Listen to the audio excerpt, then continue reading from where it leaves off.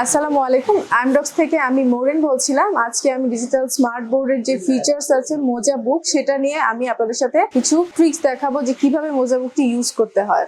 আমরা কিভাবে পুরো প্রসেসটা করলাম সেটা কিন্তু আমরা এতক্ষণ আপনাদেরকে বলিয়েছি। এছাড়াও আরো অনেক অপশন আছে। এখানে পেজ নাম্বার দেওয়া আছে, আপনি চাইলে এখানে পেজ নাম্বার সিলেক্ট করে সেকেন্ড পেজেও যেতে পারবেন।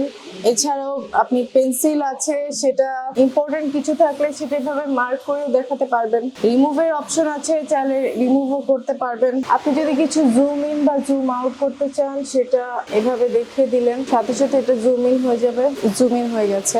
আবার জুম আউট করলে এটা জুম আউট হয়ে যাবে। আপনি যদি এটা কোনো গোল বৃত্তাকার আকারে এটা কিছু দেখাতে চান সেটাও পসিবল। যদি এই অংশটা দেখাতে চান মার্ক করে এই অংশটা। আচ্ছা, আমরা যদি এটা নিয়ে কিছু 3D সম্পর্কে জানাতে চাই সেটাও দেখাতে পারবো।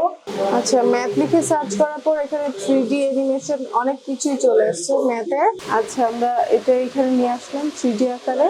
এই তো এটা এখন 3D দেখতেই পাচ্ছেন আপনাদের সামনে 3D আকারে ভিজুয়ালাইজ হয়েছে। এটা আপনারা চাইলে এভাবে রাউন্ড চারপাশে ঘুরিয়ে ঘুরিয়ে দেখতে পারবেন। এটা বড় স্ক্রিন করেও দেখতে পারবেন। এখানে আরো অনেক অপশন আছে, অনেক ফিচার্স আছে, ভ্যারাইটিজ আছে, যেগুলো হচ্ছে আপনার এখানে দেওয়া থাকবে, যেগুলো 3D অ্যানিমেশনের ভেতরে ছিল। শুধু এটা না, আরো যে কোনো ধরনের টপিকস নিয়ে আপনি সার্চ করলেই 3D আকারে চলে আসবে এভাবে। এমনকি নিচের ফিচার্স গুলো সেভাবে দেওয়া থাকবে। আপনি যদি আমাদের স্মার্ট বোর্ডটি পারচেস করতে চান তাহলে চলে আসতে পারেন বাংলামোটর রূপায়ণ টাওয়ারে লিফটের 17-এ। এছাড়াও আমাদের ওয়েবসাইট ভিজিট করে দেখতে পারেন। সো আজকের ভিডিওটি ছিল এই পর্যন্তই। মোজাবুক কিভাবে ইউজ করতে হবে সে সম্পর্কে আপনাদেরকে ছোট হলেও আমি ধারণা দেওয়ার চেষ্টা করেছি।